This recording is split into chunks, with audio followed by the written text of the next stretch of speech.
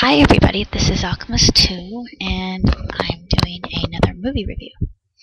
This is a children's fantasy. It's called Five Children and It, and it takes place during World War I, or as the Brits called it, the Great War. And these five children are sent by train to visit their cousin Horace. And their uncle, who they all call him Mad. And yeah, their uncle is a wee bit eccentric and quirky. But he lives in a castle, which I thought was really incredible.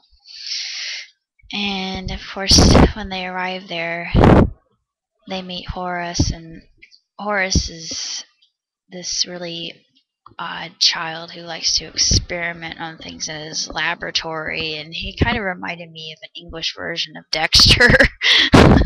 Except Horace is just he's a spoiled brat, and he's not very likable at first. You just want to slap him. He's just that kind of character, but actually he goes through a transformation, but I won't say how that happens. It's a minor spoiler. But their aunt tells them when they arrive not to go into the greenhouse.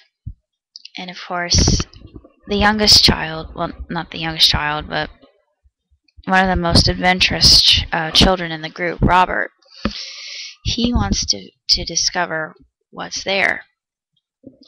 And of course, his elder sibling, Cyril, who's supposed to be in charge of all of them, he disagrees, and he says, no, you shouldn't. You should follow the rules because our uncle gave us requirements to be followed, and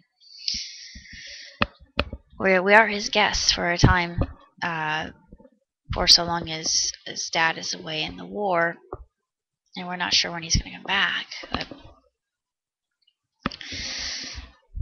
Robert lets his curiosity get the better of him, and then he finds a magical creature. And of course, there are lessons to be learned when they encounter the magical creature. And of course, the magical creature can grant them wishes. And the whole message of the film is be careful what you wish for. And that magic is just everywhere you look. And even when you become too old for magic, it still exists. And there's in different forms known as faith and hope. And I really liked that message. I thought that was a magnificent message, and I enjoyed this movie. I thought it was just beautiful and magnificently done, and it was very enchanting and endearing, and I enjoyed all the characters. I liked Robert, who was played by Freddie Highmore. I liked Cyril. I liked Anthea, excuse me, her name was Anthea. She liked to read, and her main interests were mystery novels, and she's always talking about how different parts of the castle reminded her of different books she was reading. And then there's another character, another girl who plays the violin. I can't remember her name, though.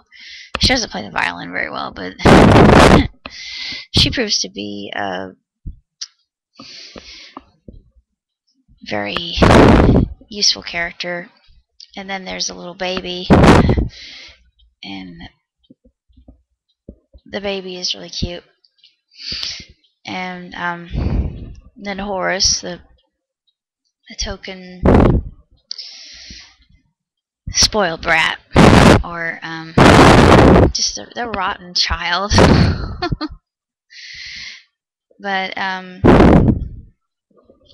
it's got a lot of good messages in it, and it's a wonderful film for families and children, and I think it can be enjoyed by any age. There really isn't anything too frightening in it, and it's just just a great adventure, and it's terrific. It's got that fantastic, dry British sense of humor, and the little twists and turns of the language itself, and some puns that I thought were really hilarious, and innuendos, and of course the British are famous for that, and their turn of phrase is just exquisite, I think, and that's what I love about the Brits. And this film just makes me love the British all that much more.